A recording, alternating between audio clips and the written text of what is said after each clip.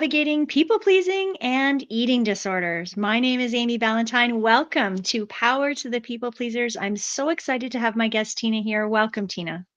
Thank you, Amy, so much for having me. Tina, you are a mind body eating coach, and we're going to jump into your story and all of the amazing things that you do to help people. But I wanted to first share with people that Tina is someone that brings a legacy of business acumen into the wellness arena where her passion for psychology, nutrition, and personal well-being really shines through. She's not only a mind body eating coach, but she's also a Reiki practitioner and a meditation teacher. And I am so excited to learn from you and to hear all about how you are helping individuals not only to take care of their eating, but also the pieces of mindful movement and soul nourishment. So thank you so much for being here today. I'm so excited for this conversation. So, Tina, as always, on Power to the People Pleasers, I ask, have you ever been a people pleaser? And if yes, how did it show up in your life? Yes, I believe I still am, still working through it. But people pleasing to me is showing up for other people more than I ever did show up for myself. I always put myself on the back burner, and it led to a life full of dissatisfaction and then eventually not even knowing who I was and not even understanding what my preferences were as a person. I didn't even know what I liked anymore. It got to that point, and I think a part of that kind of accumulated or escalated into my eating disorder. So now I've undone a lot of that, but I'm still working on it. I still have moments of like, is it okay for me to say this? Like, am I am I going to be shamed or something? So I'm still learning. It's a learning journey for me all of the time. But definitely I used to just be lost in life in general. So I had to learn how to overcome that and understand who I was as a person and start putting myself first. Mm, Thank you. Thank you for sharing that. So, you tell me, how much do you want to dive into on this eating disorder story? Oh, we can go as deep as you like. So, what do you feel is important for people to hear when we're bringing these two topics together? The eating disorder for me was a, an accumulation of, I think, years of self-hatred and just wishing that I was someone else. And I had no self-worth. I wasn't taught, to be a confident person. So I just had no idea who I truly was. And then it was me trying to change who I was, trying to turn myself into someone that I thought people would like more than they liked me. And so I just kept trying to make myself smaller and smaller and smaller.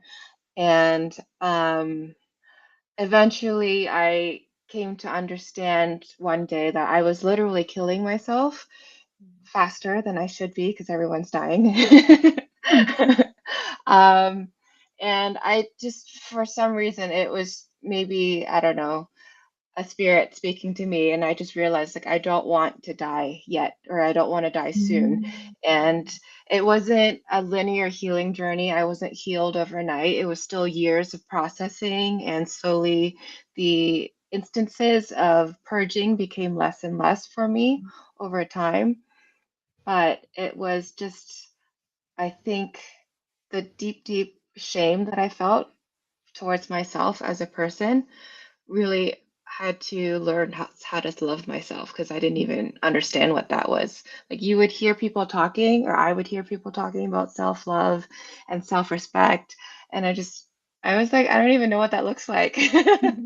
Mhm. Well, I'm really grateful for your vulnerability and for you sharing what it was like for you. And we hear these words of not knowing who I am, not knowing my preferences. I think this shows up for many people, not always with the result of an eating disorder, but Mhm, I can appreciate how this was linked. And I'd mhm. love to know, okay, so when you were thinking in that time of what is self-love? What is self-respect? What were some of those first steps out of the gate that helped you build that up over time? I had to start following my curiosity. Mm. and really looking at what were the things that brought me joy and fun and made me feel alive and start doing more of that. Initially, I wasn't even sure what those things were. So anyone that knows me knows I'm a completely random person. I will do almost anything. I'm just like, sure, let's try it. See how that goes. Awesome. Awesome. So I like to just continually put myself in new situations that feel uncomfortable because it's always uncomfortable, but usually going through it, you learn that it wasn't that bad. Like I still survived, and half of the time it ends up being fun. And so what are some of these examples that you were like, "Okay, I'm curious about this. I'm gonna go try it." Well, one of my very first things I did was I went to a conference by myself, maybe about 5, 6 years ago. I drove to Chicago and it was from an online Facebook group. So I carpooled with strangers to an event in Chicago. But it ended up being an amazing event full of entrepreneurs, and I still talk to those two people that I carpooled with. Wow. So that was a big leap of faith, and it got me into entrepreneurship and conferences, events, because you Mhm. must know, like conferences, when you get together with people like that and you have shared interests, it's so, so energizing. So that Mhm. was something that really started this whole journey for me as well. And something completely random that I did last year was locally, we did a Dancing of with the Stars competition to raise money for Easter Seals Canada, which is for physically disabled kids. And they asked me to be a dancer, a celebrity dancer, and because they knew I would say yes. Amazing. So my partner and I think we raised almost or over $6,000 for Easter Seals. Wow. Wow, that's incredible. And what kind of dancing did you do? So I was the celebrity, and my partner was the professional dancer, and her style Yes. is Latin. So we Oh, did Latin dancing. cool. That's Yeah. cool. Wow. Wow, wow. Um, I love I love how, for those just simply listening to the podcast, I'm sure you could hear it in her voice as well. But Tina lit right up when she was talking about these two moments of even though they were uncomfortable and you were putting yourself out of your comfort zone, and I'm sure they were uncomfortable, much more uncomfortable than you're demonstrating right now. But the energy and aliveness just pouring out of you as you were just talking about that was incredible. So let's take a few steps forward then into now you're helping others. You're Mhm. helping them with this mind body eating connection. And I'd love to know, what are the people challenged by that you are supporting? What are their challenges and problems?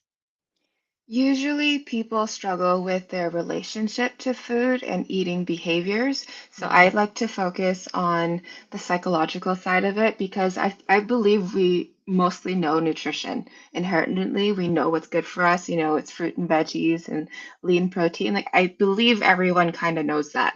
So, I think what we truly struggle with is our relationship to food, how we cope with our emotions, because a lot of the time people will cope with food when they have uncomfortable emotions.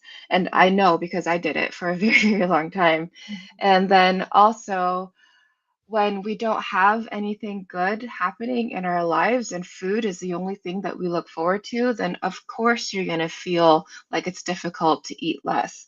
Or of mhm, course it's going to suck when you are removing the highlight of your day to eat boring vegetables instead. And of mhm, course there's going to be struggle when that's the scenario that you're faced with. So how can we do more things that we enjoy and fill our lives up with fulfillment in order to move forward with our goals? mhm, mhm. So let's talk then. So you've got these people that you're supporting who are choosing food as a way to cope.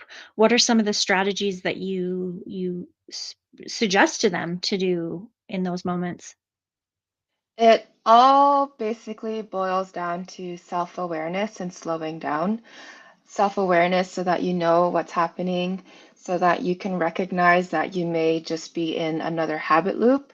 Because oftentimes, these behaviors that we exhibit our subconscious level, like our we don't even want to be doing it most of the time. It's just a habit, so we're automatically drawn to grab a bag of chips every time we feel bored, and then we plant our butt on that couch, and then you're like, oh, I didn't even want to do this, but here I am. So Mhm. it's self-awareness to recognize that that's a habit, and that habits are not necessarily your choice. They're just the way that your body moves, and then choosing and being aware enough to choose differently. And how do you encourage them to have more awareness? What are some examples of that? Yeah, so that was the second part, was slowing down. Mhm. Um, Before you grab the bag of chips, really ask yourself, is this what I actually want in this moment? The bag of chips, or am I hiding from some emotions? And also journaling, meditating, those types of practices are really, really helpful for you to slow down and start to pay attention to your body and just noticing. More often than not, it boils down to noticing. And I guess on the other side of that also is that feeling uncomfortable is a normal human emotion, and it's probably to be expected at several points in every day. And it's not wrong if you feel uncomfortable. I think Mhm. that was something that I struggled with a lot. I was so coddled in my child life that anything I did was uncomfortable, and I coped with food. And so when it was like a flashlight moment for me when I realized that being uncomfortable is actually normal, and it's not wrong to just Yeah. be uncomfortable. It's actually, necessary to live a good life. And there's many beautiful things, as you've shared, that have come from being uncomfortable, like Hmm. that conference, right? Hmm. Wonderful, wonderful.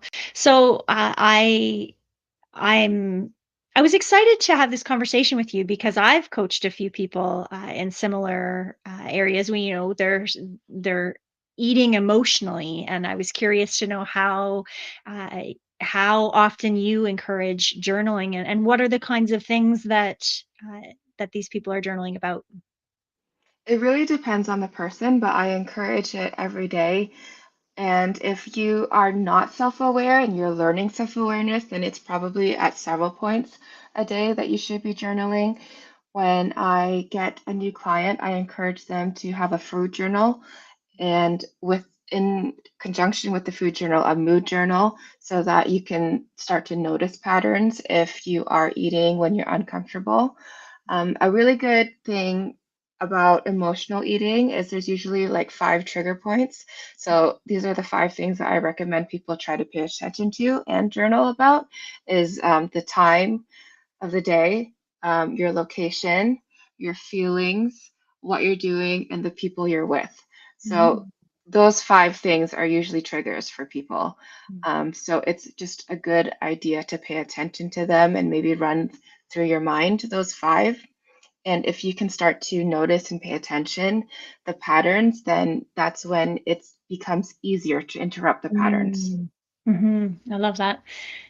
And so taking it a little bit further, so let's say this individual, I'm thinking back to a client that I had in the past, super triggered by the boss, okay?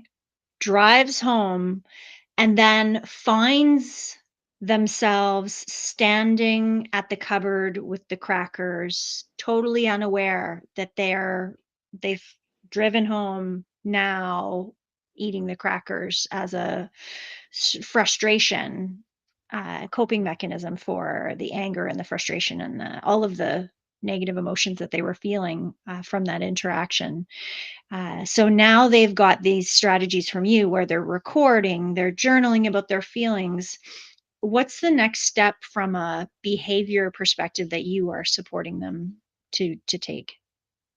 We would most likely be talking through those emotions and finding out what is triggering them so much about it. There's probably some underlying fear or emotion that they feel. Maybe there's a belief that they are lacking something, or potentially they're just not standing up for themselves, and that is leading to feelings of unworthiness. Mm, So I would actually encourage that person to maybe deal with those emotions before they leave the office, so mm, that you can enter the car, in a calm state and then go home in a calm state, and then that's where you break the pattern. Mm, Um, but it really is just understanding where those emotion comes from, because most of the time, like when you are being triggered, it's not about the person that's triggering you, it's something inside you. So you find out what that thing is and unravel it as much as possible. mm. Beautiful. So you talk about healthy eating, mindful movement, and soul nourishment. I'd love for you to share what you mean by mindful movement first, please. Mindful movement is movement that brings you joy, because I don't really believe in doing, I believe in doing things that are uncomfortable, but I don't believe in forcing ourselves into anything over the long term if it doesn't bring you true joy. Because, it's, if I think about it from the dieting sense, anyone can force themselves to diet for 4 or 5 weeks and you might see results. But what happens after those 4 or 5 weeks? You might rebound. You're going to take a break and then you might get completely off rail. And it's the same thing with exercise. Anyone can force themselves to do a really intense regime for 4 weeks and you might feel amazing. But when Mhm, you take a break, it's that all or nothing mindset, right? When you take mhm, that break, you suddenly calm down. And then it's also, if you went really, really hard for those first 4 weeks and suddenly you take a break, there's a lot of people that will be like, well, I don't want to go that hard again. And so they mhm, don't start again back at all, because they're like, I mhm. don't want to feel the way I did, Yeah. and it becomes harder to start. So, mindful movement for me is something at your energy level, something at your pace, something that makes you feel good. Mm, And when people are starting out on this journey of health, for a lot of people, walking will be exercise and mhm. it will be a lot. So, when I'm starting out with someone and they're completely new to exercise, I'm like, just walk. Or I might even tell them, like, vacuuming your house, that could be exercise for Yeah. you. At some Mhm, point, that might not be enough, but like where you are today, it's good. And I mhm, also tell people that any kind of movement you can get into your day, even if it's 5 minutes, even if it's 1 minute, mhm. it all adds up. So I don't believe in forcing ourselves into any extreme. I think we should all take the wins wherever we can get them. And if that is just Mhm, parking farther at the grocery store all the time, then that's a win and that's where you take mhm. it until you can have the space and capacity for more. Yes, yes, you are just speaking right into exactly how I feel about this concept of mindful movement. I'm so glad. And I want both of us, all of us who feel this way, to spread this message even further because I feel like there is so much pressure on people for movement and they call it exercise, but movement to be a certain way. I should do it this way. I have to do it this way. And I love what you're saying about where you're at is a perfect place. It's about moving Hmm. your body, feeling some enjoyment in that, noticing and celebrating that you've done it. I love it. I'm so Yeah, excited that we're on the same wavelength. I'm so glad too. And what came up for me as you were speaking is also a lot of us are parents, mothers, right? And if you can't hit the gym every day for an hour, are you a bad person? But you have this like newborn baby next to you as well. So literally, you just take what you can. Take the Uh, baby, lift the baby, right? exactly, exactly. There are so many ways that we can move, but we get caught up in this, well, it should be a certain way. It has to look this way, but it doesn't. It Hmm. doesn't. Who says that, right? Okay, so Hmm. let's jump into soul nourishment. Hmm. What do you mean by soul nourishment? Soul nourishment, like I said earlier, if food is the highlight of your day and it's the only thing you look forward to every day, it's going to be really hard to take food off of its pedestal. So I really believe in finding ways to feel joy, connection, nourishing like your mind and your soul with people, with activities, so that if you wanted to eat less or eat more vegetables, like it becomes easier to do that because you are feeling fulfillment and you're getting it through other means than just food. Yeah. So for you, let's have an example. What are some ways that you nourish your soul? So exercise happens to be one of them for me, Mm, luckily.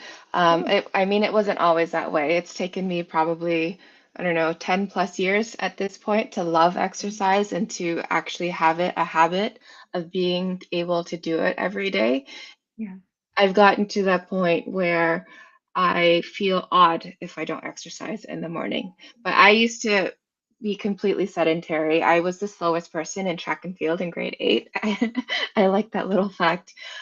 So I know how sedentary I am, how slow I am, how weak I was.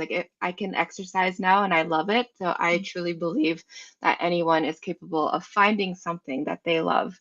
So Mhm. exercise is the first and foremost for me.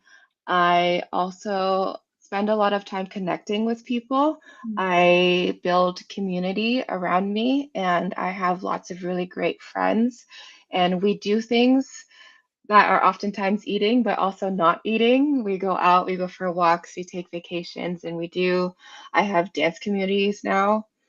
Um, Cool. so there's so many things. What's another one? Well, I'm guessing meditation, but that's just a guess. Yes.